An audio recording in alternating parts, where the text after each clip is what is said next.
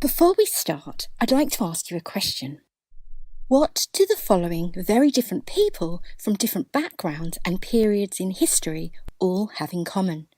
Einstein, Leonardo da Vinci, Thomas Edison, Mary Curie, Douglas Adams, Emmeline Pankhurst, and Rosa Parks.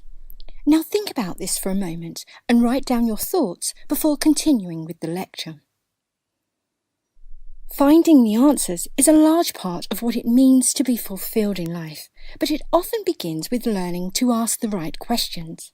So how do we determine which questions to ask and how to move from one set of questions to the next to deepen our understanding and move forward to new and better solutions? The answer lays in understanding creativity, but that itself raises the first question. What does creativity mean to you? Take a few moments just to consider this and note down your thoughts. Remember, these are just for you.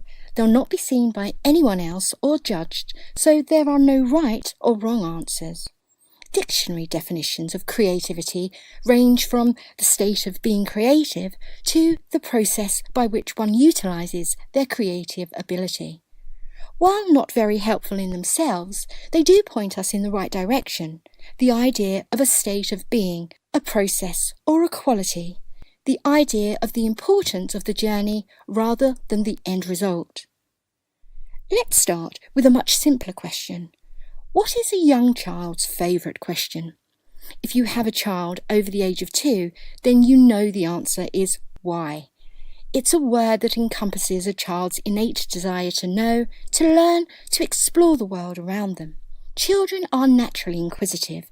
Not only do they want answers, but they want to know how and why it is those answers and not others that are correct. As children grow, this natural inquisitiveness can take one of two paths.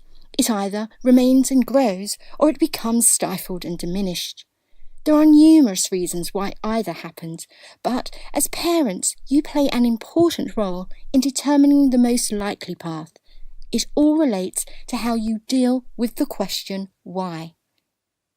There are generally 4 ways in which parents tend to respond. Ignoring why, either by refusing to answer or putting off the question. Directly answering why, giving an answer that does not invite further discussion. Discussing why, giving an answer and discussing follow-up questions or concerns. And lastly, exploring why, finding the answers together through exploring, experimentation or research.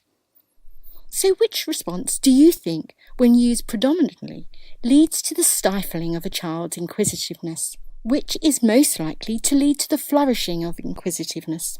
How do you respond to the question why? Does it depend on what your child is asking about?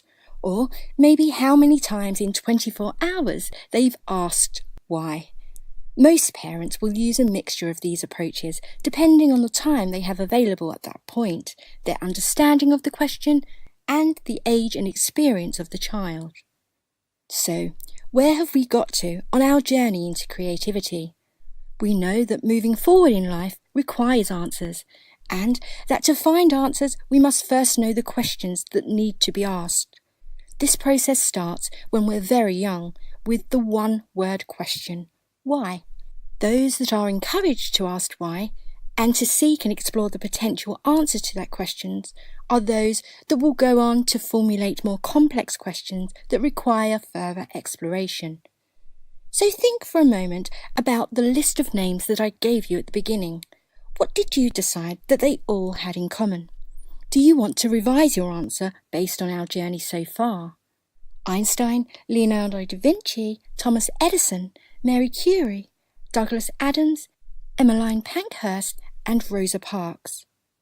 Well, the one thing they all have in common is that they asked why, and then formulated new questions until they reached answers that changed their and then our perceptions of the world. Who would you add to this list? And, more importantly, why? So let's go ahead and understand the divergent thinking pattern and its importance for better future. I will welcome Archana for the same.